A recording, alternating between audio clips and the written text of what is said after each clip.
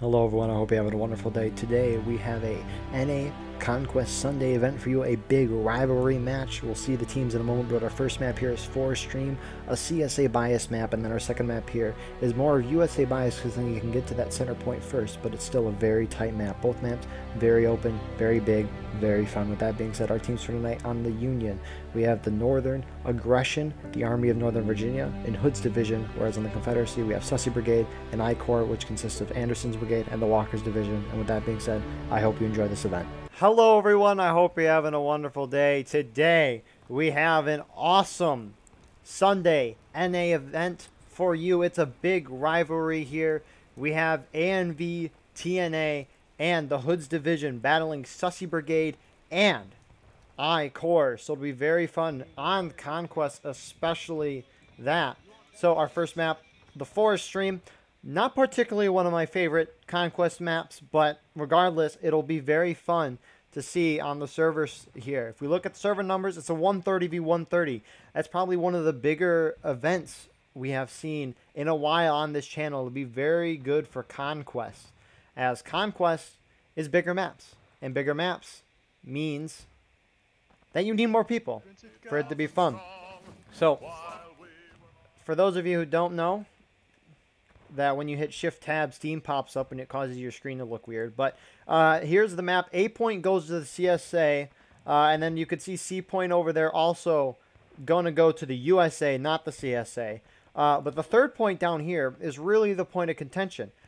However, it's a lot easier for the CSA to get there, because as you could see, Union hasn't even gotten close to C yet, and Confederates have gotten to A, and they're halfway towards B right now. So most of the fighting usually occurs over A. Historically, when this first came out, we saw fighting at B, but historically, as of late, it's gone to A. So it'll be very interesting to see what the Union does, what point they go for, because regardless of what point they're going to go for, it's going to be very hard for them to break. Leading this Union front, we have TNA. Following behind is more TNA. To the left of the TNA is the ANV. As they move to B, I am going to quickly adjust a setting because I do notice my frames are dropping here. And I do not want frames to be too much of an issue in this recording with this bigger server, the bigger maps, you know, and total greatness. So, we have, in terms of the Confederate position, we have I Corps, the part of Anderson's brigade, holding up against this fence, while over here we have some of Walker's division. The Union actually capping C before the Confederates capped A, which is very surprising because the Confederates are a lot closer to their point. Union's going to be Confederates cap A.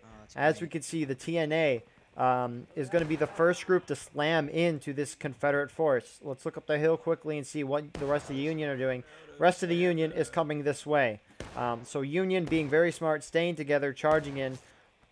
Hayes over here is holding his men up, probably trying to wait for them to gather and charge, because you don't want your charge to be too trickled out. Confederates, unsurprisingly, cap B as well. And now, Killer is leading this charge for the ANV. Union should be able to overwhelm the Confederates very easily here, as that's the whole Union team crashing down on this tiny Confederate force. Oh no, they're stabbing me. And yeah, that's blatantly obvious. I mean, there's more Confederates on the way coming to this fight, but they're no match for this Union wave that is just slamming into the B point here. Union actually sending men towards the B point to uncap and a recap. Confederates taking some shots. Looks like a mix of TNA and HD holding on there. Rest of the Confederates are beginning to move down to this point here. However, they are going to be a little late, and it is the 5th NC here. So the thing is, though, is Union is defeating the Confederates in detail right now. They're charging back here, which is the Confederates' major disadvantage, is that they're being defeated by detail, where Union is sticking together and charging together, which is what you need to do to win on these type of maps. B has been uncapped by the Union. This Confederate force is getting closer. We also do see way up top a Confederate force is moving over towards the Union-controlled C point. B is being capped by Union, and Union obviously wiping the remainder of I Corps on this position. Now it'll be intriguing to see what the 5th NC does here. They're running into basically the whole Union team. They're going to be outnumbered here. You have Doug leading this 5th NC group. And Union capturing 2 out of the 3 points. Historically, again, a CSA favored map. But Union might have changed that. Confederates 5th NC getting some nice shots here on Union. Union hasn't really reacted. You see a lot of Union holding here. I don't know why they're not moving forward. You're behind us, we're behind us, they're on. Get your loads here. Fucking coach. They're just realizing that they're there. The rest of the Union, though, is falling back. In the meantime, I kind of want to check what's going on the top of this hill. I presume we have 5th Florida and 1st Maryland and 1st Texas. 1st Texas, you can see, is beginning to move down there. You have 1st Maryland holding out. And then who is this rebel force up here? Is this the 5th Florida? So it looks like 1st Texas and 5th NC are going to the B point, while 1st Maryland and 5th Florida are moving to uncap and recap C. Confederates are just bulldozing it down to get down here so that they can try to recap. Most of the Union staying here. 1st Texas is going to be coming behind the Union. Up here, we're not going to see too much fighting, more just a little skirmishers as Union respawns get cut off by those guys as they go towards the C point. Salutations, my good chum. Beaver, at least being a respectful man there before taking a shot. 1st Texas playing a little more War of Rights on Sundays. You love to see it. Bigger servers is always better. You can see the HD group that is holding here does realize they're there. They're kind of in a bad spot. They're hopping up and over the snake fence to have more cover. These guys out on the road should not be there. Sure, they're trying to get better shots, but it's going to be very difficult to stay alive. Confederates really reforming over here. Appears they're just taking shots at the Union forces. Again, very, very hard shot. Let's quickly check back over here. It looks like the 5th Floridians have moved onto the C point. This is probably the most movement I've seen on Forest Stream. We have 1st Maryland forming up there, probably trying to protect 5th Florida, but there's no Union over there. Nothing really that they need to worry about. All a Union is here. 1st Texas is basically getting surrounded here. We can see a Union force is trying to hit them before they can get away. The ANV killer C has been neutralized. Not surprised there. We saw 5th Florida there. Fighting is now being engaged here. Dang, you really died. Some epic historical music being played in the meantime. 1st Texas still surviving for a long time despite being outnumbered, but it looks like they will eventually be killed. ANV overwhelming. Confederates are capping the C point, but as we can see, some of HD here looks like 1st NC battery and the Palm something sharpshooters. I don't know. Confederates never fully capped. They just started to cap it. Maybe they're just trying to draw the Union off so they can get nice shots on them like these guys are doing. 5th Texas guys, yes. 5th Florida and the 1st Maryland taking shots of those Union groups. Union moving to stop that cap. Back on this side of the battlefield, though, non-stop action here. You'll love to see it. We have some of I Corps, really just a mix of Confederates, both from Sussy and I Corps, decapping the point. They have successfully decapped the point, and now they're raising it. Union not getting a lot of kills, but Confederates are being very smart. Look at this man. Cool KFC. Maniac, keep going. As we can see, oh no, this Confederate does not want him. 5th NC guy does not want him to get away. But now TNA is charging out with the A and B who beat the 1st Texas to stop the cap. Are they going to stop it? They don't. So this is probably going to change quickly because there's, I mean, actually maybe not. It's a lot closer. From this view, it's like, oh yeah, Union's going to win. And then you do that. It's like, oh, there's a little more Confederates there. For those of you who don't know, so Confederates are dealing 2 times the amount of flag ticket loss right now. But if it was a one-on-one, so if Union had one flag up and Confederates had one flag up, that would be splitting and nobody would be losing tickets. I don't like what the Union's doing here. Union is forming the square on the flag. I don't like seeing this. But then again, it's not like they have a lot of good cover. Because the problem is that when you have all your guys bunched up here, these guys have easy shots. They just have to shoot right in at the flag and they're going to get a hit. At least they should. These should be easy shots. But Union not actually taking a lot of casualties. Let's quickly check back up on this side of the battlefield. A lot of Union here. It looks like 5th Florida and some of 1st Maryland are charging out some of the Union. Union hitting engage first. Not surprised. We've seen the Confederates have majority of the... I won't say that. Union's had them for a while too, but Confederates had the 2-0 flag for a little bit. But it should be very close. I won't be surprised if the Confederates go down to engage very shortly, especially after these charges here. Zoo needs to protect his flag. That flag needs to get out. They're on the other side of the map. But HD is able to push forward and hold the C position. They'll probably cap it pretty shortly as well. Union also capping the B point. They aren't pulling off. They're trickling. I don't like this trickling. Because there's so many Confederates there, you're going to die. You're taking skirmishing on a line. This is very detrimental to you. It's just trickling. Either fall back to this stream here. This nice, I mean, it's tiny, but like, it protects half your body. I don't know why Union is still holding on the B point. They should fall back. They're going to take unnecessary casualties. A lot of Union actually, though, at Maine. Looking here, 5th Florida is able to make it out with their flag.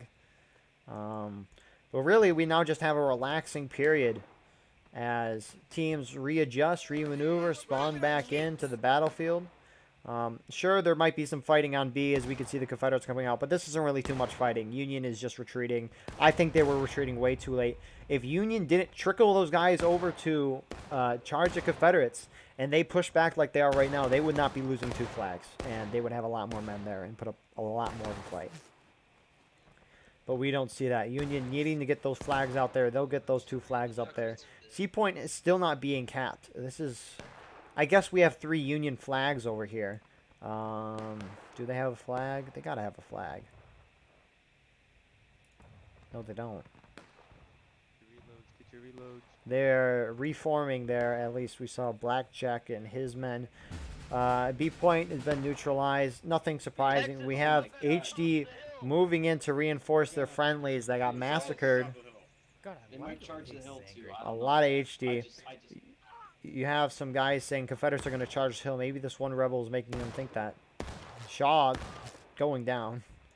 But Union reforming on top of the hill. Confederates forming a nice position. The position is heavily favored to the Confederates, right? If they cap the point, they can go where they're at right now and have superb positions. But if they lose the point and Union has it, which Confederates now cap the B point. If they lose the point, right, they have all this nice tree cover here. And on top of that, that flag is a lot closer to those trees than the snake fence over here, which is very advantageous to the Confederate cause. We're almost a third of the way through the match. Confederates still not hitting engage, which is surprising. I would have thought anyways. The Union this is really, really huge right now. Confederates are dealing 2 times the amount of flag ticket loss to the Union right now because they don't have that point capped. This flag bearer needs to go to C. Hold on, let's take a break. Atex troop. He needs to go, and they need to cap that ASAP so that it can be a 1-time ticket loss instead of a 2. Really, it's as of right now. Union is taking pop shots at I don't know what. Hard shots. A lot of Confederate Rambos out here. I did 5th Florida and 1st Maryland reform down here. See Cheeto there leading the Anderson's brigade. 5th NC is repositioning. Maybe they're going back up to A. Maybe Sussy's going to begin pushing towards the C point. C is beginning to be capped, though. That was too long where that flag was away. I think that flag came from over here, so I guess that's understandable. But Union needs to make a move.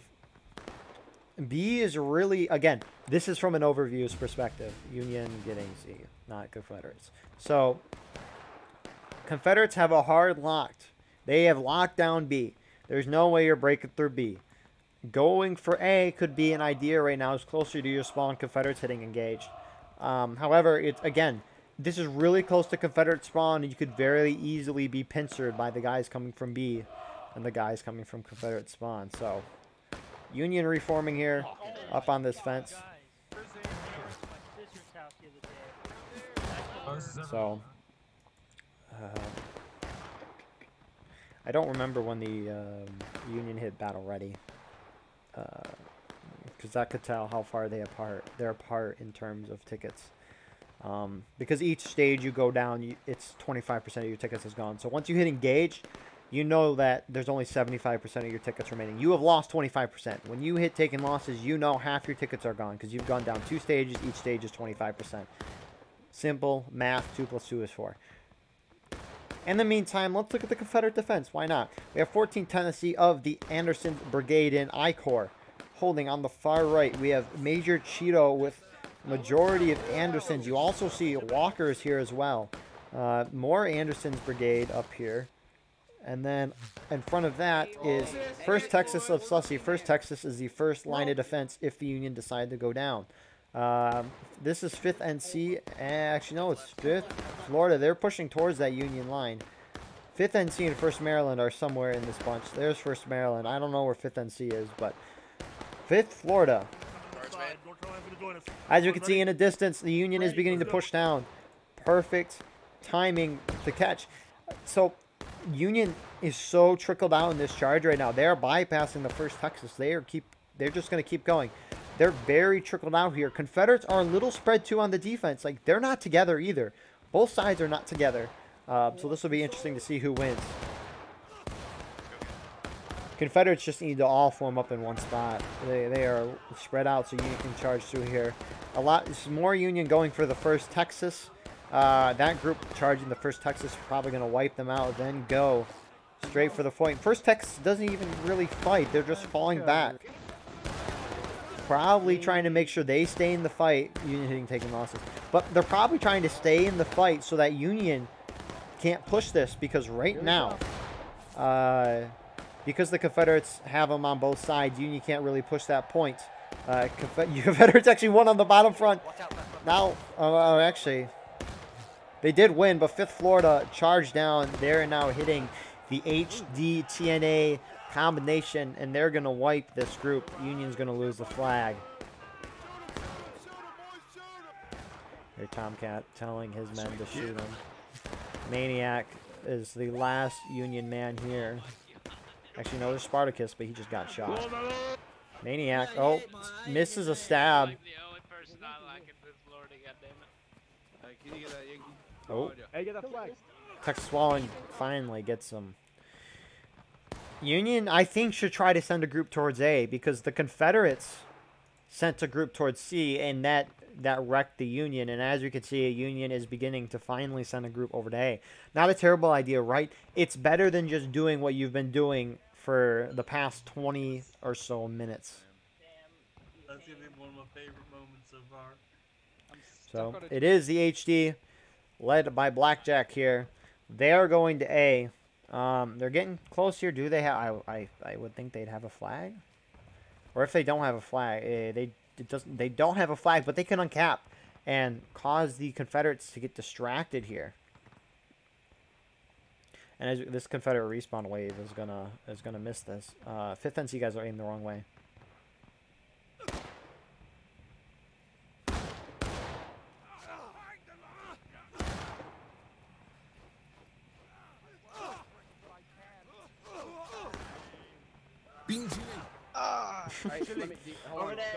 Bing Chilling is leading that charge. We have the 1st Maryland now charging in here.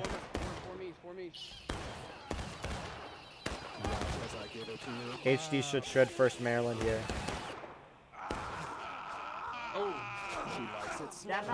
But yeah, they do. They need to start uncapping that. They need to start uncapping that now. I don't know why someone wasn't on that. Moving back is 5th Florida because, and you see some 5th NC guys. Is weird. Doug. Doug is telling his men to charge. He goes down. A has been neutralized. If only Union wasn't wiped at B, they could be charging in on B. We see all of Sussy charging in here. They're easily going to wipe this. That's not even close. Can you hear their historical music being played? Of course, you know, the Middle Easterns that participated in the American Civil War. They got the epic bongo music. It is a banger. Killer and the A and V are now moving in the direction of A. Not a lot of them. I wonder if that's just more of a distraction force. I think I-Corps is holding back here at B. Again, they have a firm position. Some guys out there doing nothing. That's just that's such a glitch in the game. I think there's a Confederate version of that somewhere that I can't see. But anyways, who do we have moving down here? So we saw A and V is beginning to move towards A. Let's check that out, actually.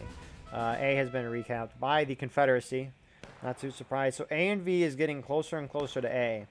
They are engaging. I presume the rest of HD and TNA is down gathering up in between B and C, where we were just looking before we came over here.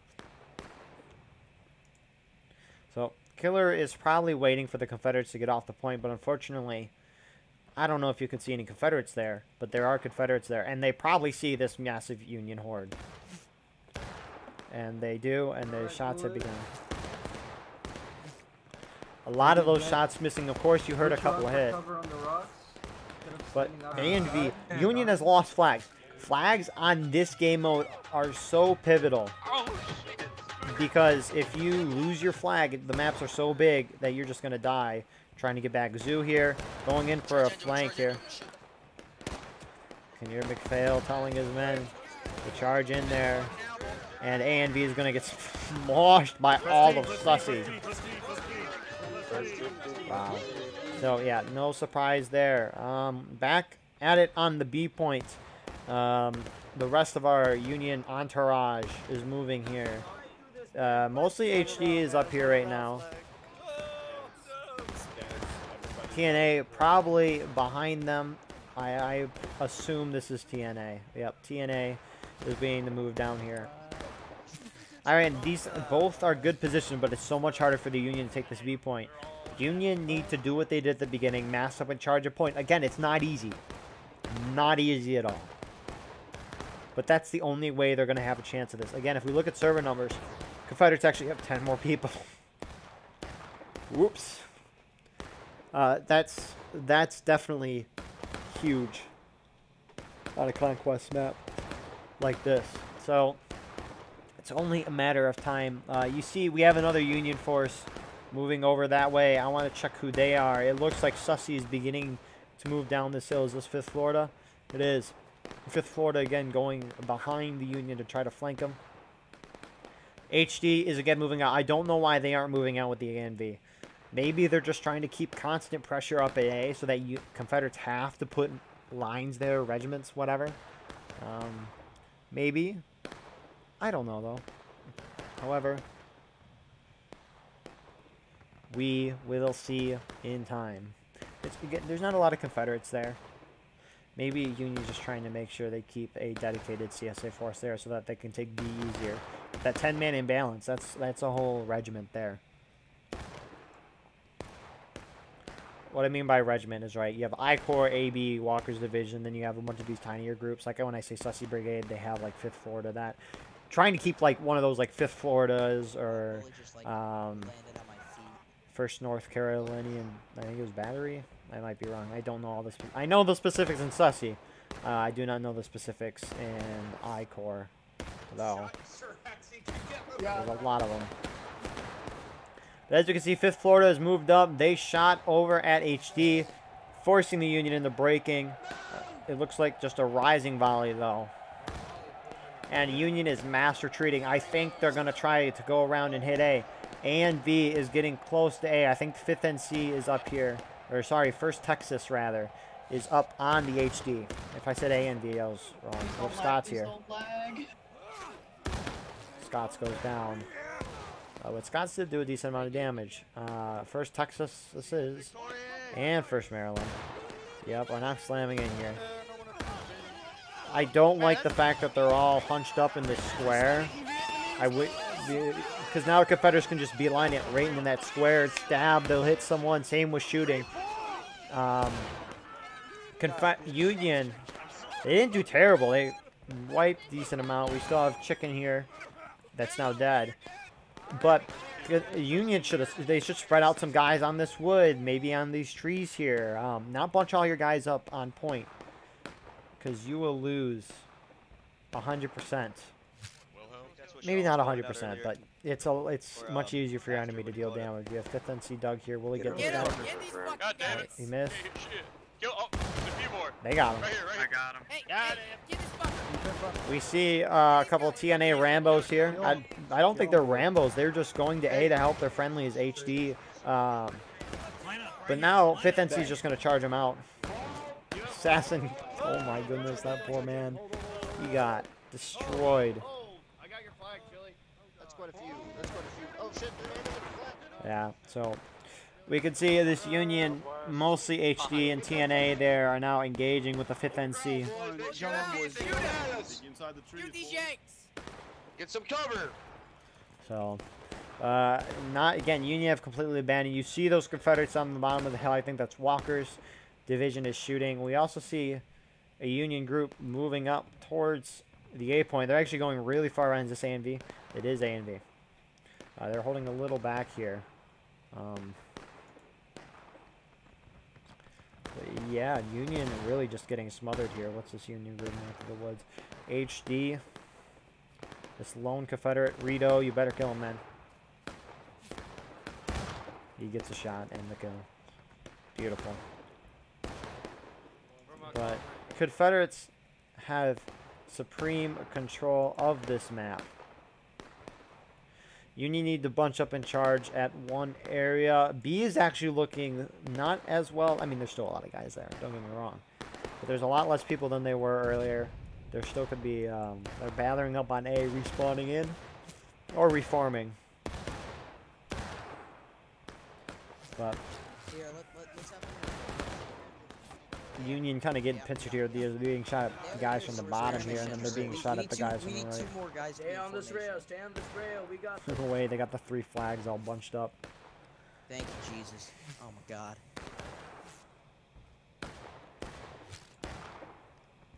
So we could see at least more Union spawns are moving in towards the A point. Let's check how this is going over here. They're getting kind of close to the Confederates. A and V is.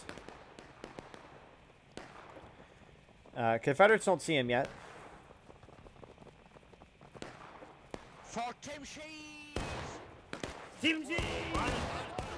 And V is fighting for Timshi, and they surprise the Confederates. They win the charge. And now these Confederates that were charging forward, or not really charging forward, but moving forward, are now caught. And surprised, they're still going. A decent amount of them are. Guys, stop chasing.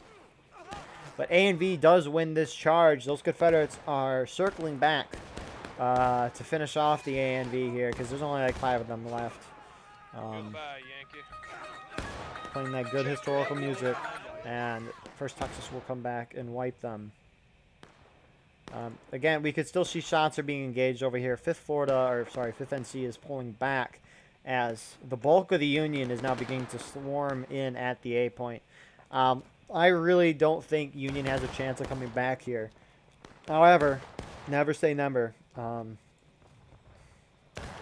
This first Confederate group is slamming into the Union for their defense as 5th Florida is coming in on the flank. Union's being hit from 2 sides here. Their little prong group, they really look outnumbered here, which is kind of crazy. I guess they do have a lot of Union holding up over here. Union got wiped, basically. I mean, there's some skirmishing happening here. The flag is actually being lowered right now, but it is not lowered all the way. Decent amount of Union still here. If that those Union group gets up here, Union hitting the last stand. Yeah, it's done. Union's not capping all 3 points. So the final stage for both teams in Conquest is Last Stand.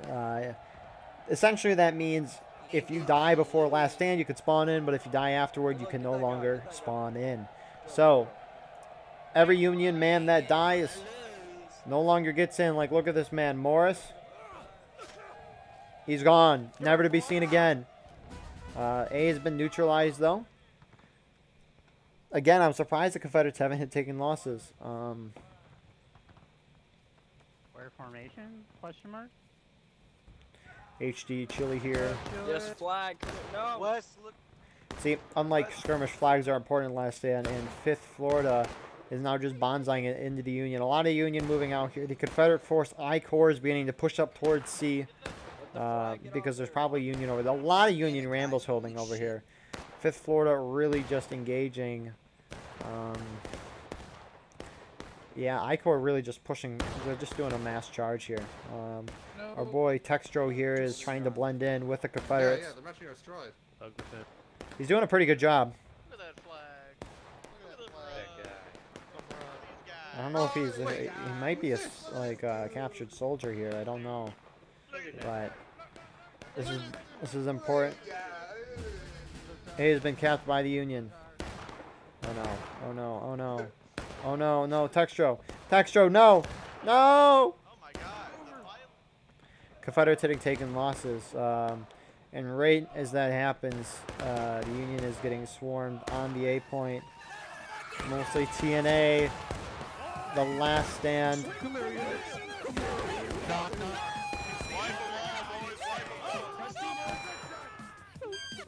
And they clear them out. They do have Union trying to get away with their flag, and they go down. So it's only a matter of time. These Union guys charge. Don't sit back and hide. All right, we have a 2v2 here. Place your bets in the comments. I think the Union guy is going to lose. Nice. Great job. It was a beautiful 2v2. Flag down. The Confederates are holding out here, really just moving around. The last Union stronghold on this stone wall, led by HD. And ANV is here as well. The Union's Last Stand Union has to knock the Confederates down to Last Stand within the next 12 minutes. Which, I don't know. Don't ever tell me the odds are 0.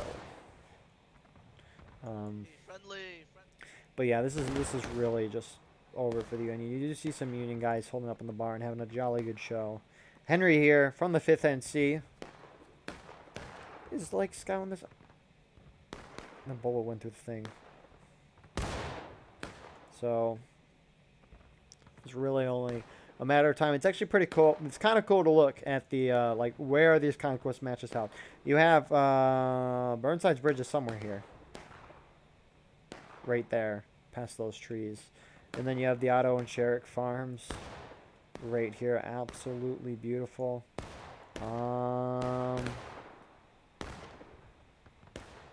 I don't remember. Hill's counterattack is somewhere over here. I can't remember. somewhere over there. Somewhere over there. I think that's area there, but I might be wrong. Confederates now moving in mass. Those guys out of the barn are being cleared. They are jumping out of that barn to save their lives. They'd rather jump off the building. Confederates capping A. There's still a Union guy here. This barn is confiscated by the Confederate Army. This man could hide, but he gets killed by Banana. Up and down the barn. A lot of the Union that are left are falling back to this last stronghold.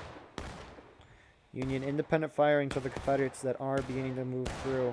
Closer and closer to this position.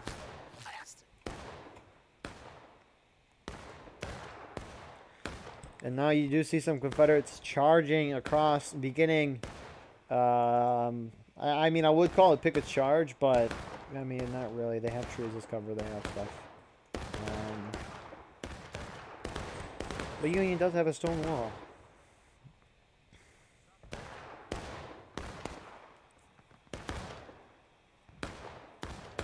So, Confederates instead of going straight down the middle, they're going for a little two-pronged attack here. They have guys in the middle shooting. It's almost like little round top. They have the two prongs on the left and right wheel, and then they have their center guys shooting. At least that's what happened in the movie. I don't know if guys shot down the hill in real life. Maybe they did, maybe they didn't. I don't know. I just know there's an epic charge there. Yeah, this is really it. Union's getting swallowed up here. This has essentially been the story of this whole round. C is being uncapped, but this will really do it for the Union.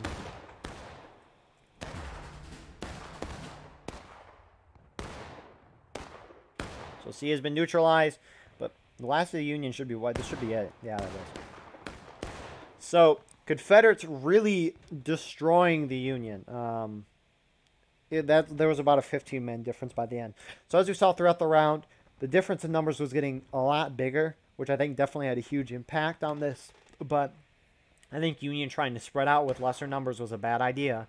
I get what they're trying to do. Maybe they're just trying to distract at A. But regardless, Union should have stuck together more like they were at the beginning. Good job to the Confederates. They did what they needed to do. It was still a good match to watch. A lot of casualties. Very fun to see. And with that being said, we'll see you in the second round. Here we are with our second round on Framing Fences. A Union bias map. Only by a little bit, though. So Union obviously gets the C point. It's very obvious their spawn is over there. You can see Union's gunning it, right? The round starts at 45 minutes. We're already a minute into it, and Union is gunning it for that A point. Confederates, realizing that they probably can't get there right away, are just getting their bayonets and reloads and now moving out. So Confederates are going to obviously get the B point. Beautiful artillery spot. It just looks nice on the map. However, it might be a little bit difficult to spot. Union artillery has a very good position, at least for fighting for the middle point. It's kind of hard to see through the trees, but they do have a very nice overview here of the battlefield. Look at that. But Union mass rushing to A. They want a point. They're going to get it. Nobody's stopping them. And then once they get this position, they have a very good defensive position. So, again, we look at numbers, right? It's a 20-man difference now. However, Union does have a firm defensive position. So, we will see if the Union can use that to their advantage despite the 20-man imbalance. Because the longer they have this middle point, the longer they will win. That's just a given. But Union getting the C point first, already draining Confederate tickets. That's what the Union needs. A lot of Confederates going for B, to my surprise. And the first Confederates have entered the corn on the bloody lane. For those of you who don't know, we have the sunken or bloody lane, as I like to call it, right here. You have the roulette farm over there. This cannons, where these are at, are the cannons on the roulette lane map. Yeah, Piper Farm. That map is right here. You see the farmhouse there. It's very cool to put everything in perspective. We have a Confederate group moving out to the far left. Union capturing 2 points. They are draining 2 times the amount of flag tickets. Every second that the Confederates don't have that flag up, that's so huge. Union appearing to be forming in a couple different groups. You have this far left group here. The JD Cavalry. Maybe Jefferson Davis Cavalry. You have some of HD holding on the far left. Confederates, to no one's surprise, captures B. We have A and V holding on the corner in the center. They will break. We have HD, and then I assume the TNA is on the far right. Yeah. So Confederates are pushing for this middle point. Again, not with their whole team, right? They do have a 20-man imbalance, so they do have an opportunity to, like, not charge with everyone and still be successful. Again, Union is spread out here, so it'll be very intriguing to see how the Union responds, if they'll shift, if they'll hold, because as we can see, Confederates are on the far left as well, and it looks like Confederates are going to be engaging the Union right flank first. You can see HD is shifting. A and B is also moving on the top left of your screen over towards the C point, probably to help hold it in case that Confederate group on the top left moves that way. So, in terms of Confederates here, we have I Corps really engaging here. I assume Sussy are the groups that are, like that group up there. That's 100% Sussy. They're charging the artillery. Confederate's not really charging here. HD is shifting over here. Let's quickly check what Confederate group is over here, because I guarantee they're about to charge at the artillery, which they are. First Texas is going to have some fun here. That's an insane ticket kill on the Union, and they're going to be open to C2. I thought I saw A and B heading this way, but apparently not. Here's A and B. C is wide open. Union's going to get demolished here. Wow. So again, we saw I Corps holding in the middle, rushing up on this flank. We have 5th NC and 1st Maryland. 5th Florida? Where are they at? I don't know. But anyways, that's so huge. If 1st Texas can go over and uncap C, Union's going to get smushed here, because we might see a counterattack and a win by the Confederates.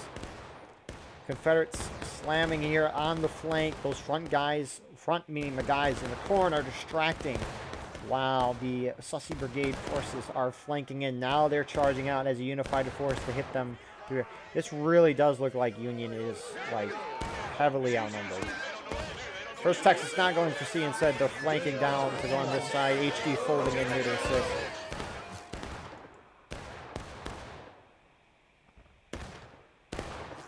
That's really all she wrote here.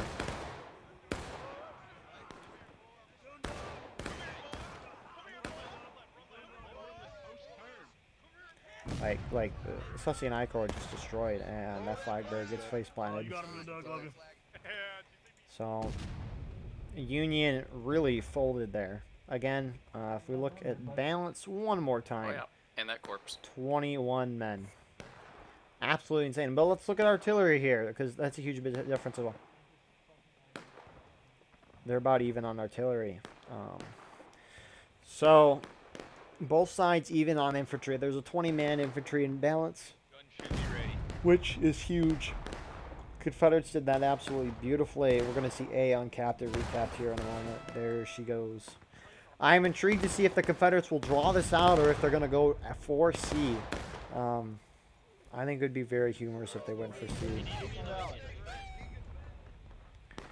But at least for now, I'm intrigued to where the Union will go. I'm intrigued if they'll try to flank them going down this side of the fenceway, or if they'll hold here and try to hold C.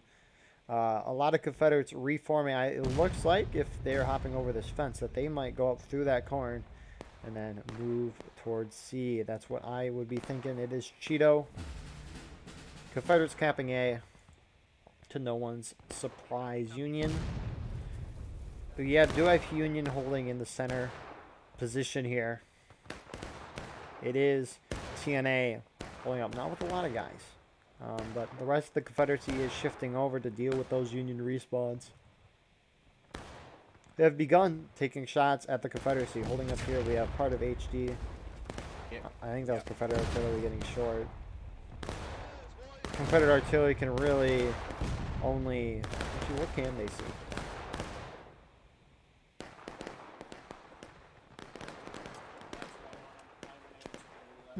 Funny. But not Yeah, they can funny. really only see Union artillery. So Confederates readjust. This really is looking like a bloody lane map, not gonna lie. But Confederates are shifting over so that Union respawns can't charge down that position. A lot of Union gathering up here. Regardless of where they charge, this is going to be a Pickett's charge type of scenario here. This is turning into the more of the hell let loose offensive style. I'd really like to see it. There's 2 points that are secure, and one team has to push over the field to claim the point.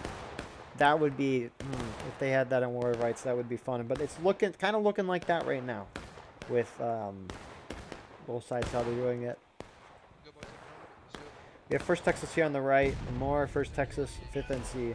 You saw that artillery shot bounce. Maybe you didn't actually because of the scoreboard. I saw it, but we have 5th Florida holding back in reserve.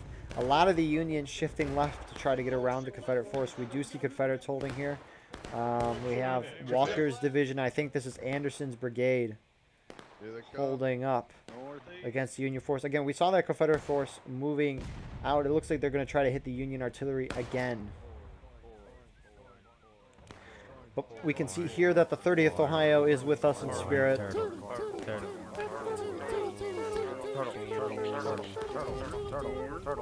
Maybe not 30th Ohio.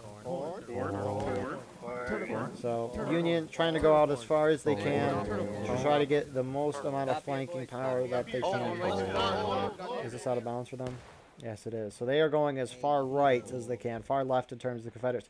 And Confederates, rightly so, just readjusted. The Walker's division is holding on this side. In terms of a Confederate assault, they're really just doing some rising volleys here. They like tickling the Union here. They could charge up, though, and easily overwhelm. There's no Union up here. Union respawns, maybe. We do have a Union regiment on our right, but that doesn't matter as Pickett charge has begun. Look at that. Union not charging together. I don't like to see that.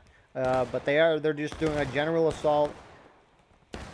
The reason why I don't like them charging so spread out like this is because instead of hitting one area and breaking through that and then pushing from there, they're so spread out. It allows everyone on this Confederate line to see someone easily. Like, the Union group that was bulged up here the most has ground. And all these Confederates over here cannot shoot them. But that doesn't even matter because this charge is about to flame out. You did see this charge on the right side here. They are doing better. They bulged up A and B. Union hitting engage, though. They tried to decap, but that failed. Confederates, push to C. Push to C. Do it. Let's have some fun. Be a little risky here.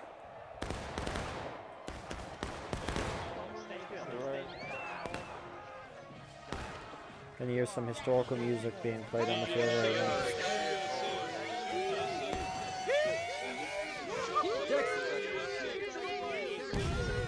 First Texas in an overwhelmed state with that victory. Beautiful.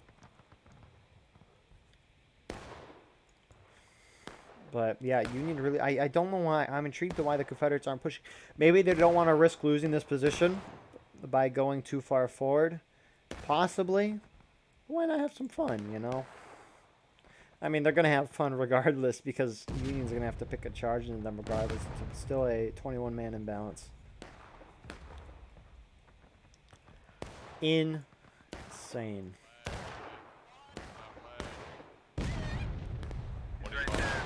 Team Murphy wants his flag. I think Buck and Bella should do at this range. Is this the flag?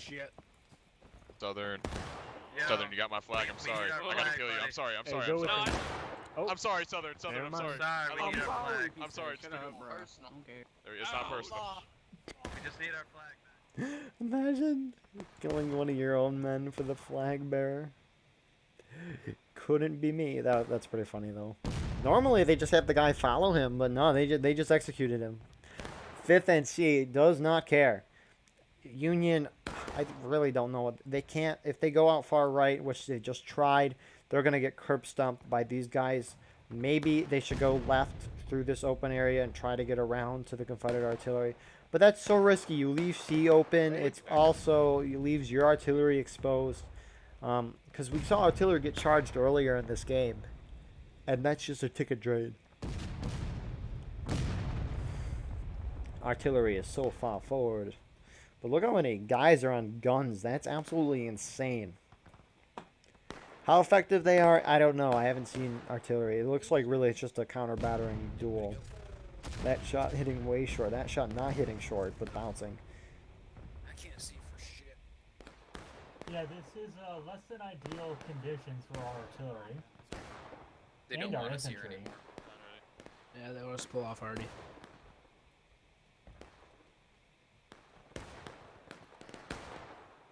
So do we just like die or... Alright, get in front of the cannon. Best way I know how to do this. You know, a captain goes down with his ship.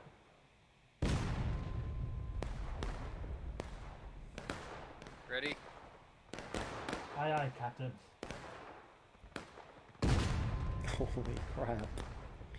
So, understandably, Union is getting their men off of artillery. There's such a deficit with infantry, right? If we saw let's take a look at some math here. So a 16-man imbalance. If Union takes all their guys of artillery, it'll be even infantry. It'll be even infantry. Confederate artillery, all they've been doing is really counter battering because that's really the only thing they can see, and Union needs to do that. I like this. A little spread, not all of Union either, but it is a significant improvement to what we saw a moment ago. Who's leading this charge? HD is 1st Maryland guys. Falling back, retreating to a more secure position. Keep going. Look at it, here comes all the Union. This is what they need to do. Again, they're still spread out. Like, there's still guys leaving that fence. I don't know who that Union group is back there, but they need to hurry it up. They need to get in here. We have Cheeto telling his men to hold the line.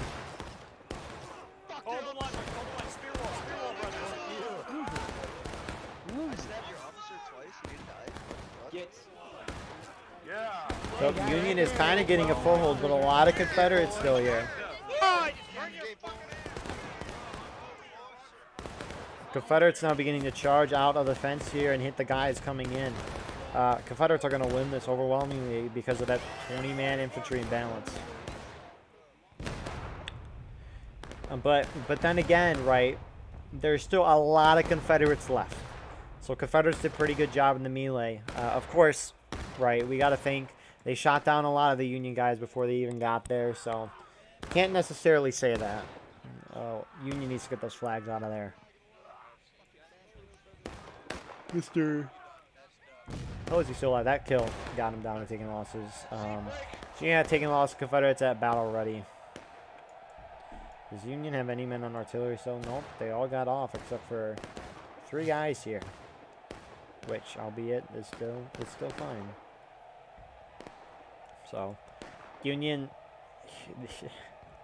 The thing about Conquest, unlike Skirmish, is Skirmish, the game mode, even though one side might be winning by a decent amount, that still is not a clear indicator of who is 100% going to win until late game. Conquest, on the other hand, you know who's winning the game.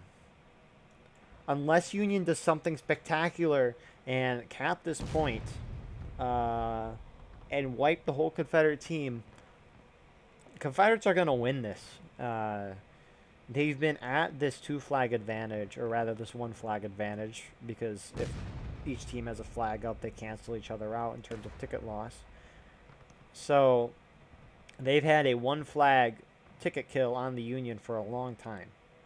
And as you can see, that's really piling up with the Confederates at battle ready and the Union at taking losses. Let's quickly look at the balance one more time. 16 men. Okay.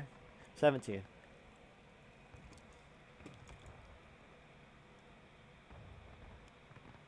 If Confederates took all these guys off the guns, oh my, they'd be even more dominant than before. Like, really, like, look at this position. Sure, it's nice if the Confederates want to push towards C, but it's very, very hard to... So where are they aiming? Where are you aiming the big gun? Northeast. Hell yeah, I love to see white firepower in action. Yee-yee! Yee-yee. So, it appears that the Confederate artillery is aiming towards the top of this hill here. That, I can't really tell. I right-clicked by accident. But Union doing what they really only can do is they can really just charge. That's all they can do. We have some 2 AB guys just pulling up.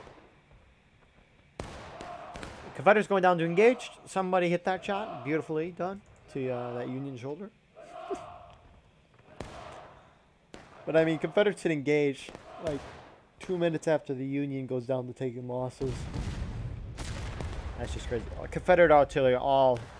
Well, it looked true on their end. They all went short. If they would have waited 5 seconds, that would have been even better. I don't like this. I really don't. You're outnumbered. You're even. You have even numbers, or you're outnumbered. Confederates are going to shoot a lot of your guys down. At least they should be shooting a lot of these guys down before they get there. Confederate artillery only getting 1 kill. But here we go. I don't like the general mass charge. I like the... There's pros and cons to both, right? But I do like the whole bulging up thing better. Confederates are dominating this charge, and they're counter-charging on the flank where they are not charging. We can see a Confederate force beginning to probably move up towards C right now. Do they have a flag? No, they don't. But what the heck? Where did these guys come from? Where did those guys come from? What the heck? It's like they flipped teams. Someone could. Oh, this poor Union group is just charging and they're gonna get decimated. And yeah, the Union's getting overwhelmed. That's just an unfortunate, sad story to witness. Confederates aren't even gonna push to C. They are drawing this out, making it an absolute bloodbath for the Union, which is crazy. Probably going to see Union hitting breaking the next charge that they do. Man's respect. You have to reload. What a guy. Check when you're loaded. Union losing 2 of their flags there. It's really just a matter of time. I think Union's got to go down this left flank and get in the core and get behind the Confederates, instead of just doing these mass general charges. They bunched up for one. They did general. Both failed. Maybe try going down this left side and hitting them through the corner. Again, like, it's not easy. Like, this isn't a guarantee it'll work, but it's something different, which I think is the key thing. Or maybe just charging down to this corner here, because that corner is a nice spot to hold. But do it as a team. If they charge down that corner, these Confederates that are all the way over here, will take a while to get down there, so it could let you get a foothold and slowly defeat the Confederates in detail.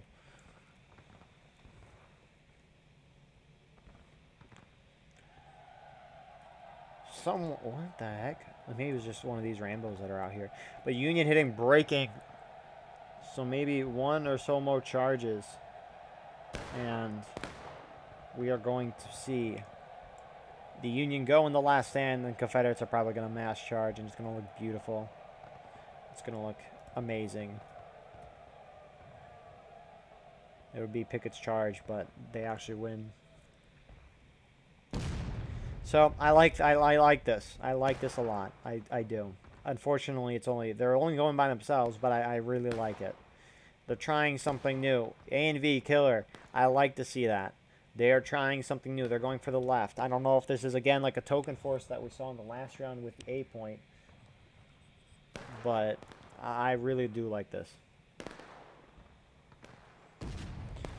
And we can see Confederates are beginning to... They look so cool. They look like little ants. But they are shifting to the A and V's movements. They have this nice curved position.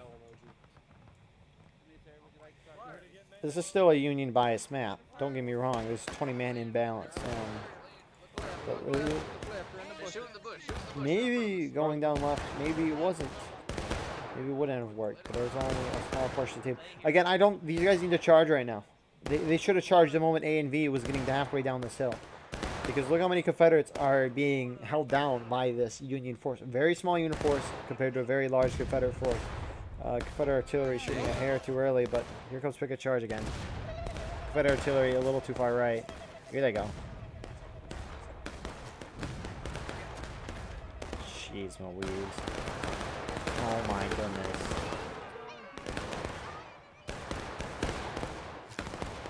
This is really a Pickett charge if Union is doing Pickett charge here. The 4 men saying CSA fall back. CSA are overwhelming you. There's a decent amount of Union, but they're just going to get crushed and won't the rest of the Confederates come back. There's still a couple of Union Rambos holding it over there. It's only a matter of time before Union has... Confederates should just charge. Union will be knocked in the last stand. That is just a matter of fact. Oh, who we got here? Mr. Fire is no longer with us. So, a lot of Union Rambos to just like end the suffering. Please. Yeah, there's only one of them left. Will he make it out? No, we will not. just want the suffering to end. The poor, poor Union. Yeah, next charge, Union's going in the last stand. That's a matter of fact. Because we saw Confederate Union do one charge on taking losses. If I remember right, one charge at taking losses, and they got shot for a little bit, went down to breaking. If we look at the ticket imbalance, or the person imbalance, it's about 18.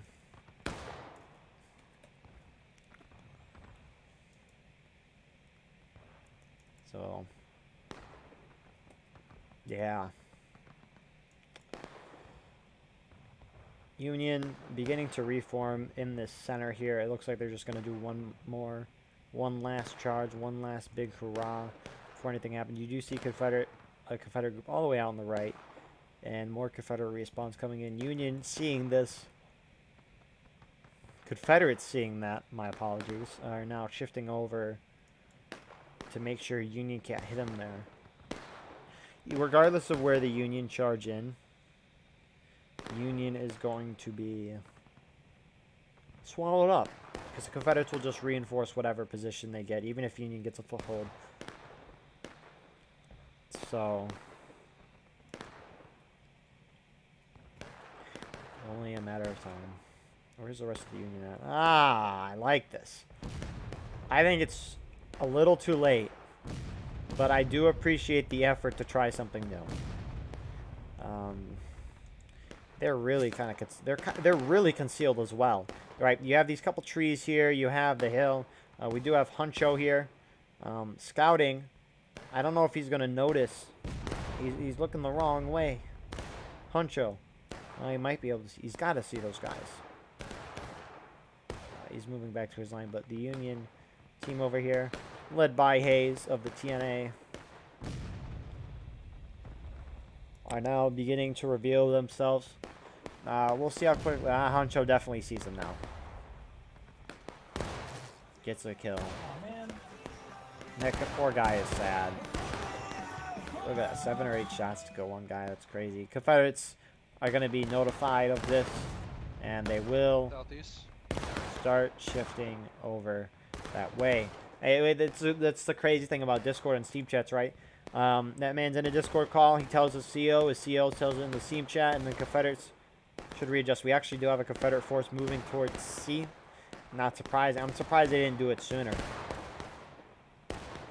But now the Union is beginning Pickett charge, but horizontally instead of vertically, if you want to consider this horizontal. The Union is actually going to get a full on this. The Confederates have not responded yet. Oh my God. Meet him, to the right, meet him. You can hear the Confederates a little panicked here, telling them in the shift right, but Union's actually going to get a foothold for once. And they hit last stand. A lot quicker than what I was anticipating. Union's getting the foothold. Terms, you can see on the top left of your screen there, there's still Confederates there, all pushing. But Union.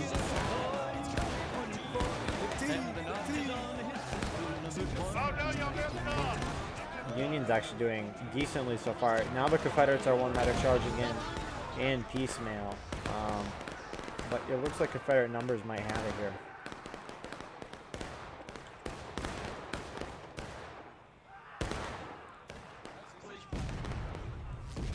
Look at all the bodies.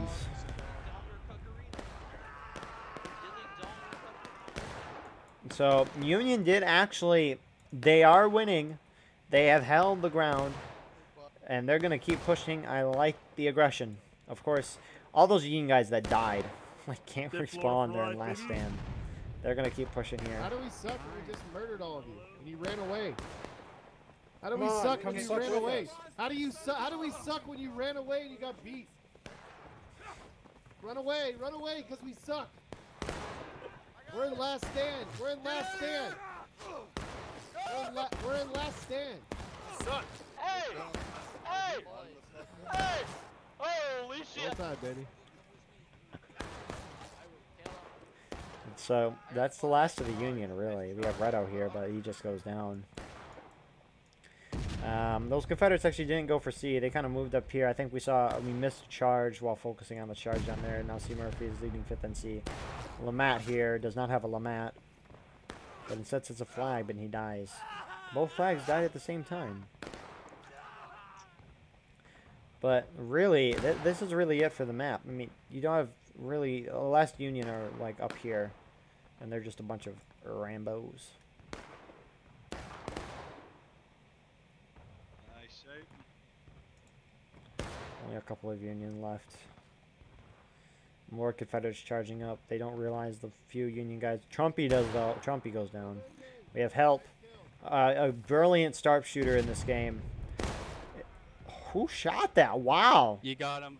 I shot him in the ass. Yeah. Van Dari, that was absolutely beautiful. Shot him through the corner. I don't know if you saw him, but even then, that's such a hard shot.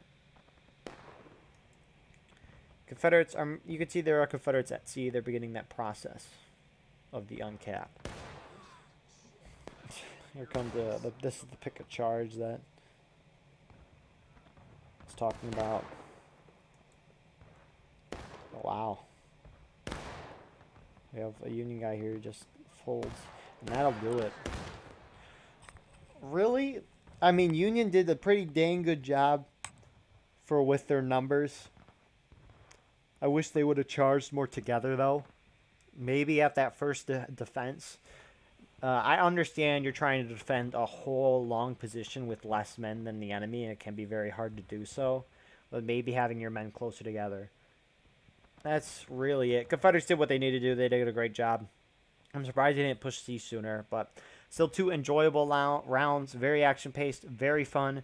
With that being said, we will see you in the post-game interview. Here we are with the post-game interview for the NA Rivalry Sunday Conquest event, as I like to call it. We had 2 maps, Force Stream and Framing Fences, both won by CSA, but CSA started off with having 10 more men than the USA, and by the end, it was getting to 15 to 20 people. But regardless of that, it was still 2 great rounds, really fun to watch. We have a bunch of leaders from the night where we'll talk about strategy and more.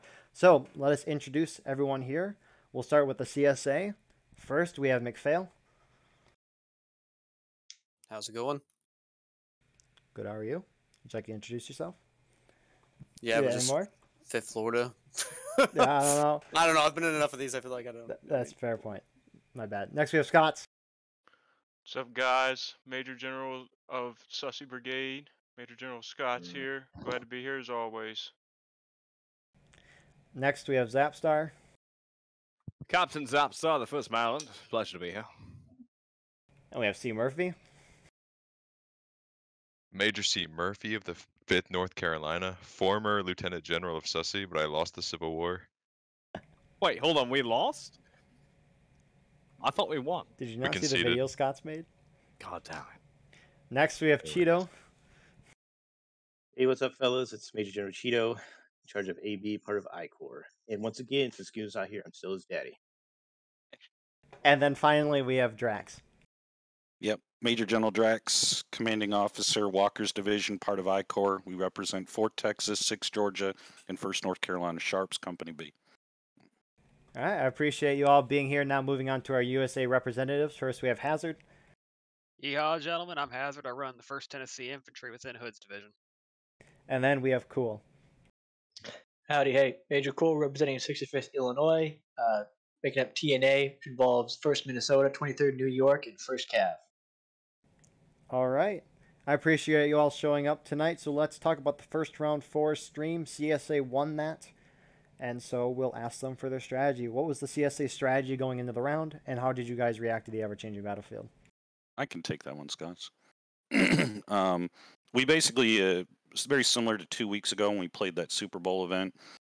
Basically ran all of I-Corps on Overlook for B, and then Sussy Brigade was in charge of Overlook for A, and we had a unit from Sussy.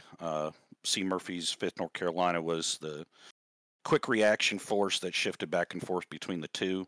The point was to use large open fields and force the Union to cross large open territories, taking fire the entire time, which by the time they got into melee would be suppressed and at 25% efficiency due to suppression when they entered melee. They rushed us, unlike the other people from 2 weeks ago. We were kind of prepared for that, took a lot of them down, and just turned it into just a slug match, just trying to hold a lot of big defenses down in the southern sector of the map near B. Every time they took it, we just tried to retake it immediately back so we didn't get hit with a trickle, and due to that, we were just able to dictate terms of the engagement. It looked like they expected us to push out and get very aggressive, but we kind of restrained ourselves and let them come to us, which just showed itself in the 200 killed ticket differential at the end. That's it. Thank you. Any other CSA? Have anything to say? You want to tell them about the fighting over A, Scotts? Yeah. So the fighting over A, at first, they had made a large push on the B. I believe it was the mass majority of their team. Now I'm not entirely sure, but it looked like it because A was essentially untouched when we heard that B was in trouble. 5th and C and 1st Texas went down to help with the situation on B, and 5th Florida and 1st Maryland went down to C to try to cause some havoc up there and try to draw a little bit of pressure off of B. We decapped it, held it, weren't able to recap it, got into a good fight with the unit, and then really they shifted. The Union started shifting more guys over to attack the A point. It was back and forth there for a good bit in the second half of the map. They would hit us pretty good, then we'd come back and hit them pretty good, and it was just back and forth. It was a really good fight up there at A, and the difference between the A fight and the B fight is the A fight is a lot of really close range gunfights and a lot of really big melees, and it was a tough one to hold on to A, but we eventually were able to keep our grasp on it and dwindle tickets. Yeah, I think the communication between the groups is what really helped to transfer groups to help at B or vice versa. Yeah, I know there's a big time. really good charge. Agreed, yeah. I don't know what unit from Sussy that charged across the field and hit the Union from the side. And then saw that, took advantage. Good charge. We saw it, took advantage, and helped put that charge, cleared them out, and were able to really hold on to B again. So this communication and movement was really on par in that map. Yeah, a lot of time how we're really successful, that give up a little bit of the secret here, is the communication. Is we get notified that that's happening about 10 seconds out. So unit commanders are able to issue orders to their units to lift and shift fire, so that it minimizes team kills. So we're not getting those 4 ticket lost team kills as often, because we're preemptively switching and moving our men's fire, so they're not hitting those charging units that are moving into your field of fire. And that's a little bit of a secret there for up and coming units that are watching, is learning how to master that communication and shift your fire so that you're not hitting friendly units, and knowing when they're going to do it really helps win those battles. Oh yeah. To follow up on Scott's there, I'm predominantly going to speak about the second half of that first round. Maryland did an awful lot of work in those woods there. We were trying to play a bit of a skirmisher action. And what we would do is, when we encountered enemy forces that were larger than ourselves there, we would report it back to officer chat, and we'd call in reinforcements as needed. And many times we had units like 5th Florida or Texas or 5th NC that would show up just in the nick of time, just as they were reaching A, and we would just absolutely slaughter once they arrived. Murphy? Yeah, those were Sussy's woods. I'll say that. No one was safe in those woods with Sussy Brigade running rampant. It was awesome. Anytime there was a charge, we would report that there's a unit in the woods. Somebody would say it. Some of our scouts in the 5th. We'd go to kill them, and I see Texas and Florida and Maryland, like everyone's just engulfing them at one time.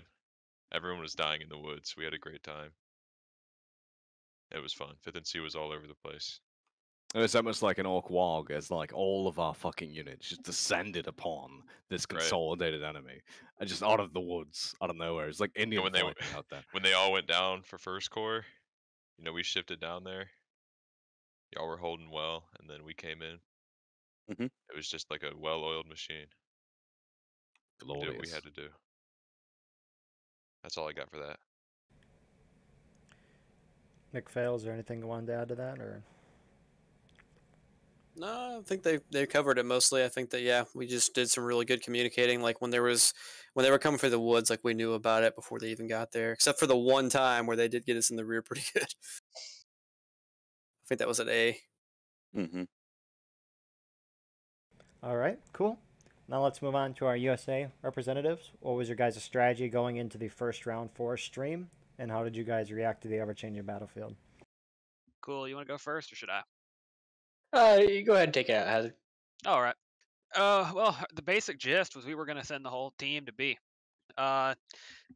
Forest Stream is not a fun map for the Union under any circumstance. You're pretty much under fire from CSA artillery right out of spawn, so they see where you're going. And especially if you're even or down in numbers, it's a hard map for Union, even if Union outnumbers CSA. So the idea was we were going to go down there, go right down the split rail like you've seen us do, and then hook left behind that berm where that cornfield is, and cap B and hold B from there. And if we needed to split units off to go to C, we would do that from there. And that's exactly what wound up happening. We took B, sent units off to C, but at that point, we were suffering from some sort of a number imbalance somewhere on the field, because the CSA was able to retake B, and from there it was trying to plug 10 holes with 9 corks. It was just not a solid angle to work to try to pull that map back. It was a slog. It was a slog for sure. Again, our initial plan, of getting to B and sweeping it, hit. We were able to get everyone moving, between Hood's division A and B and TNA to get down there. Got to B, got our flags up, and then got C. It had that initial moment right at the start of the game where stuff was in our favor, but then we just started, as Heather said, we were trying to plug holes with a deficit of guys, and it's just tough map. If we lost our flags, we had a long way to go from spawn, and just watch the whole way, be it from A, be it from our Union or CSA artillery. It was a tough one, but again, TNA has been working with HD and A and B for a while. We always enjoy those games, even if they're tough ones. Only question I had for the Union is you guys had that number in balance. You guys were down then, but more towards the second half of that round, you would have, I think, A and V would go off to A by themselves, get wiped, and then HD would have one of their regiments go in, get wiped. A and V would then go back in and die. Was that like just trying to distract the CSA a little bit, or why were you guys so split up, being in balance? At that point in the round, we started suffering a lot from the consequences of having such a long spawn run and having flags down. People were very disorganized, and yeah, we were basically just trying to find whatever intact unit we could to feed into a problem area, because pulling back at that point, we figured, was just going to basically be laying it down and accepting defeat. That even if we reformed, we were just going to run right into waiting bayonets and rifles. There was not going to be any chance. We would have been pulling back in open field of fire, which again, when other side has got a established position, we would just be walking around or just running around in a group of guys, just waiting for them to shoot us. So we're just trying to plug holes. That's a fair answer. Thank you. Yeah. All right, let's move on to the second round, framing fences. CSA won that map. So what was your guys' strategy going into that round, and how did you guys react to the ever-changing battlefield? You want to start that one off, Cheeto? Yeah, the goal was to hit the left side, stay out of sight, out of mind, because we knew the unit was going to cap A first. And then, once again, it came down to communication. We had some units split, cap B. Then we had a unit on artillery, which did a fantastic job as well tonight. So, once I-Corps got to the left-hand side of the field, I know Sussy had a group, I think it was Texas, hit the right, messing around with artillery, just be a nuisance over there. And then the rest came up, swept the left-hand side. They started their charge to the cap point A. We saw it. We jumped the fence, helped with that charge. We completely cleared out A, and we just held it from there. I know the Union did several massive charges. We did a fantastic hold. It was just bloody coming down that hill for the Union and play at the fence line, but we were able to hold it, and I don't think we ever lost A point the whole entire night. Yeah, I think the big thing that we learned from the last time we played that in that Super Bowl event was stuttering a little bit to try to get to A and letting them take it and spread themselves out. And we kind of let the Union thin themselves out trying to cover that whole bloody lane. And that's when Walkers and Andersons from I-Corps really loaded up that left-hand side and then just started being a distraction, which caused the Union to try to start caving in. And we knew going in on that map, coming off the previous map, that we only had about a 5 to 10 man differential, which is not a lot to where we can just like really use numbers. So we had to be careful. But we caused a distraction there. And then right when the Union was starting to get figuring out what the distraction was, the entirety of Sussy just crushed them on the left flank. And at the same time, I-Corps joined in on the charge through the road, and we were able to just rickroll that entire thing and secure A. And we were able to hold it pretty much just by moving our entire army left and right across the field as we saw where their flags were moving.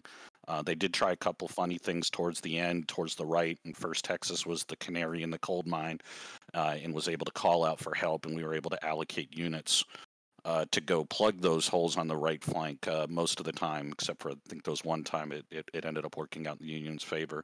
But they were so heavily decimated they could only hold that position. They couldn't really advance until they regathered strength, and we were able to shove more friendly units down that hole. But yeah, it's all about, like you said in your last time you videoed us watching us on that, is it's about moving your entire force but not leaving things unguarded. And it's not necessarily fun for the unit that's staying behind guarding it, but it's vital. You can't leave open holes in your defense, but then you got to coordinate shifting your entire team of 200 something people, or 150 something people around the map, and it's a logistical issue, but it's definitely with people that you're used to working with and people that trust each other. It works really, really good. That's all I got. Scott's. Yeah, so on that second map, really, there was a really good initial charge. We knew coming into that map that the last time we had played it, like everybody says, like it was said before, we knew that was a shock charge. Like we knew it was gonna, if anything, it was going to shock the Union, and luckily it played out in our favor to where we were able to take the position. And from there, that's when we decided to spread out. But see, the way we spread it out is First Maryland was on the left in the rocks, and we had, I believe it was Anderson's brigade and First Texas. First Texas was still on the right. Walkers, yeah, Anderson brigade and Walkers were right behind us.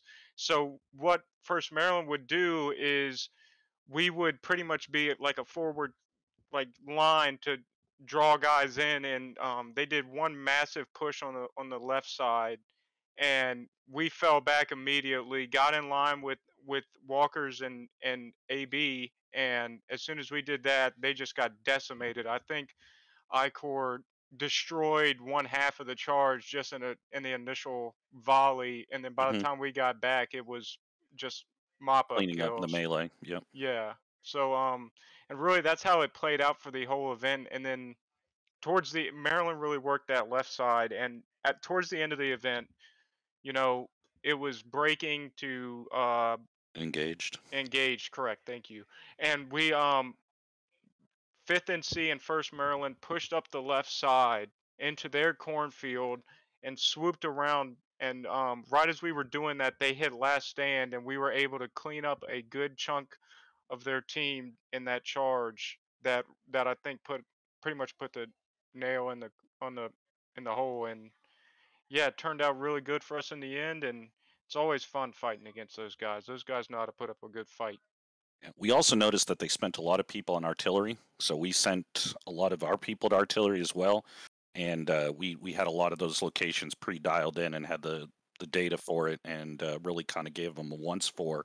And we also timed out our artillery for the middle of their charges, and there were several times where Sussy Artillery and Blackshear's Battery from I-Corps were able to time their shots to land exactly when the enemy was in the midst of a charge, dropping the rounds right into the charge, and that really weakened the enemy up by reducing their stamina and suppression and killing quite a fair bit of them. And that was, timing that out was very difficult, but it's always fun to see it work.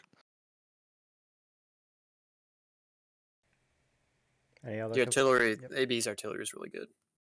Blackshear's Battery. Thank you, fellas. Yeah, Thank you. there was shells coming over our heads, just smacking the Union up on the hill. It was nice. Speaking of that battery, I remember we were on the left and we saw a big, huge push on that right. Yep. And I saw one arty shell come and hit smack dab in the middle of that unit and wipe out a good chunk of them. And I was just like, now that's where arty is good in this game, is when you have people that know what they're doing and know where to shoot and know where to pre-fire and pre-aim is the key to artillery. Now, I'm not saying everybody is that good. All right, that's but enough when of you... Artie. I want the talking stick. Whoa, Murphy. I've heard enough about artillery. According to last week's video, artillery is the king. No. It is. All right, I have the stick. All right. So we had one plan, all right? We had one goal, 5th and C. If nothing else worked in that match, this had to work. And that was to charge down the left and take the Union team off of A point. And that's what we did. Our whole team, all as one, swept them off. It was like the Rohirrim charge in The Lord of the Rings. We just ran through them. I'm proud of everybody. Very well timed. It was perfectly timed. We just pushed down. Maryland was with us. And then we charged later in the game with Maryland. Hit a lot of their team in the back, wiped them all out. It all just worked out perfectly. I'm proud of everybody. All right, that's it. McPhail. I guess all I would say is that we were just really organized there on the fence. It was like if they hit us on the left, we were all going that way and shifting, and we knew our spots in the line. That's kind of key, is that we kind of all know our spots in the line too. And like Scott said, Maryland was on the far left of the line. We positioned ourselves forward in those rocks, and whenever we saw a large enemy advance, Maryland did a very good job of disengaging and falling back to the friendly strong point that was to our rear. And once we were there, we fucking annihilated whatever push they sent our way. Now, what I will say is those pushes that the enemy made, it's an incredibly hard position to advance upon, because you're on a hill, you're skylined already, and then you're advancing down it. We can see you as you come before you're able to take us out. And that is what Maryland relied upon, because we were forward of our friendlies, and had we stayed, we could have easily been free tickets for you lads. But we were able to disengage, fall back to our strong point, like I said, and just form up and just blunt whatever charge came our way. Now, that being said, it was fucking cool seeing you guys come over that hill with 3 different locations to try to hit that fence. It was pretty fucking cool. Made it very complicated to defend it, because there's like 3 or 4 different azimuths of attack every time. It was definitely complicated.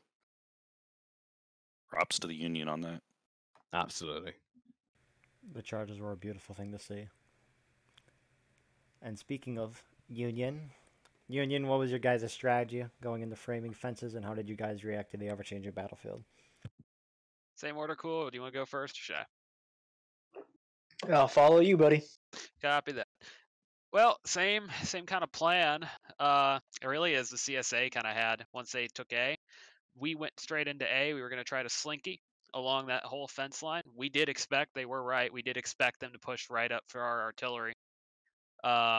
We didn't do it, but we were expecting one of two things. We were never expecting the central. We were expecting either one flank or the other. But if you guess wrong, have fun running across the whole map to try to stem that fucking flood. So they hit really, really hard on the right. We were down some bayonets already from people crashing out and lagging out. And we hadn't noticed it at this point, but our artillery had a very, very, very good attendance that night. So a large number of our team was on artillery already. So it's at the point of the bayonet, that local indifference, and we're never holding that. From there, it was really a lot of the same as on the first map. Once our initial position is broken, we are kind of on the back foot trying to plug a hole, trying to find a hole that we can actually plug. The big charges just didn't have enough oomph behind them, even after we pulled all of our guys off of artillery and put them on the firing line. Just wasn't really an angle we could hit. until the very, very end of the game. While Scots and them were clearing out A and B, TNA and HD pushed all the way up around the Union left and came in behind A. Didn't work, but it looked cool. It looked really cool.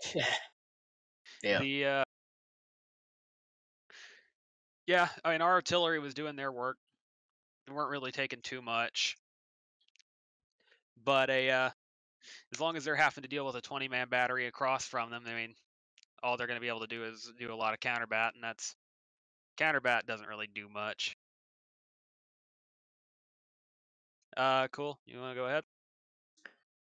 Yeah, so I mean, we had our plan to get into A. We got there, and we had the idea of setting up along that that split rail fence, knowing that hey, with their numbers they're going to come crashing out.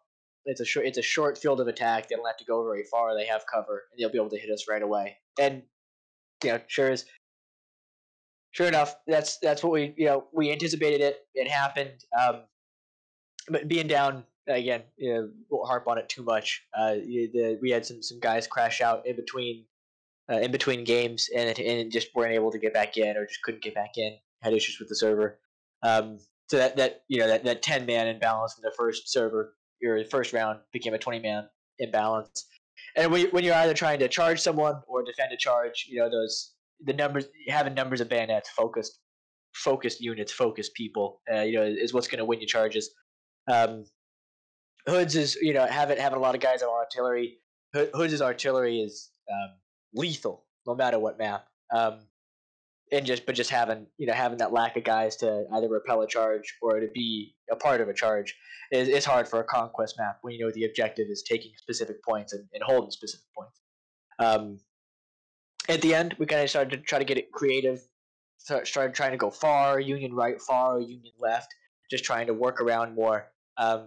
Communicating with A and V and HD is always stellar. That's how we're able to get those left, center, and right groups going, which is hard to get when you have 30, 40 guys in each group and getting everyone ready and coordinating stuff. Timing's always tough. But hey, when you're down that many guys, we did what we could. We kept it a game. Kept trying. That's all you can do. So yeah. So yeah, does anyone have any other questions for anyone or any comments they wanted to make? No, it's just good games and good playing against you. Those charges were difficult to defend against. Don't sell yourself short. Some of those, especially towards the end of that second map, they were good. They were definitely good. Just little too late. In our opinion, but man, it was tough, making us really have to work for it. I mean, it was not easy. We could not be as aggressive as we wanted to be because we were worried about your guys' charges. So definitely mad respect there. Absolutely, quite a bit of sweaty moments there in that second round. My absolute compliments there. Yeah, good job. We'll rematch you guys anytime. I think. Even if the numbers were balanced, we would have smoked you, but it was a GG anyway. That's adorable. I'll roll you up like a blunt, Murphy. I swear to God. But we had the numbers sorted for the night. They just kind of underpulled, I guess. People had server issues. That doesn't normally happen, but it is what it is. Well, we can run it back anytime. Y'all did good though. GG's. Yeah, good game indeed. Yep. Good job, Phil. All right. With that being said, everyone in this post-game interview will have a social media link in the description if they want one there. All the regiments that participated in this event will also be in the description as well. A link to their Discord. Join one of them. Lots of fun. Join the Battle Line Discord. We need more frontline reporters and announcers. And so, yeah, please like, comment, share, subscribe for more. And we'll see you in the next one. Scots, is there anything you wanted to say? Play the music, play the music, play the music. Cue it, play the music.